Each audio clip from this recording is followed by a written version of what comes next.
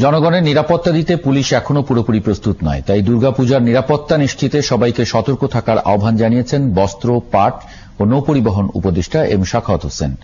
শনিবার রাজধানীর institute of international and strategic studies মিলনায়তনে এক আলোচনায় তিনি এই আহ্বান জানান। আওয়ামী লীগ সরকারের 15 বছরে যেসব বিচারক হত্যাকাণ্ডকে ক্রসফায়ার হিসেবে নোট দিয়েছেন তাদেরও বিচারের আওতায় আনতে দাবি জানান আইন ও সালিশ কেন্দ্রের নির্বাহী পরিচালক নূর খান। আরো জানাচ্ছেন মুজাহিরুল হক রুমেন।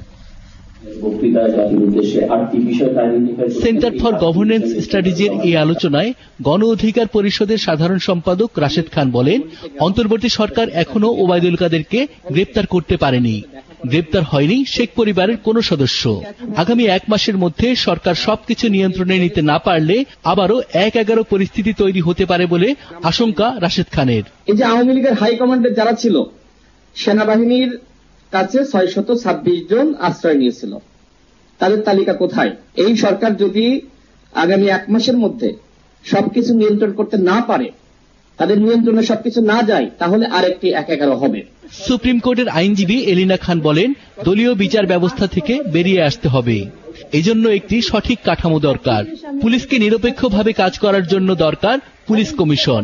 পুলিশ কমিশন গঠন, যেটা অনেক আগে থেকে আমরা বলে আসছি, আজ পর্যন্ত কোন সরকার এটাকে অ্যাকসেপ্ট করেনি। কারণ করলে তারা স্বাধীন হয়ে যাবে এবং তাদের আন্ডারে থাকবে না। গেল 15 বছরে 6000-এর উপর গুম খুনের ঘটনা ঘটেছে। বিচার বহির্ভূত এসব হত্যাকাণ্ড আদালতে গেলে ম্যাজিস্ট্রেট তার নোটে ক্রসফায়ার হিসেবে উল্লেখ করেছে। এসব বিচারকদেরও বিচারের আওতায় আনার দাবি জানিয়েছেন আইন ও সালিশ কেন্দ্রের নির্বাহী পরিচালক নূর খান।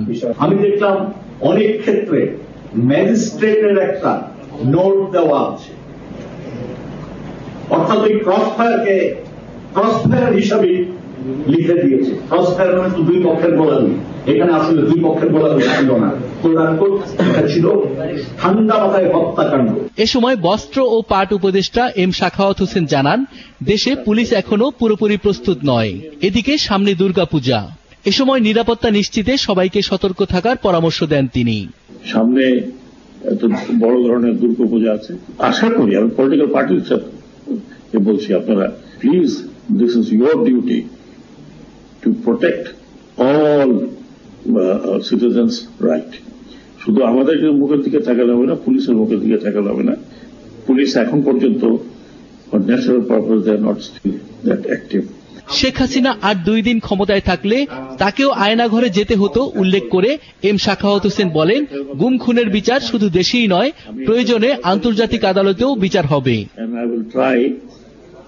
মুজাহিরুল হক রুমেন, 71, ঢাকা।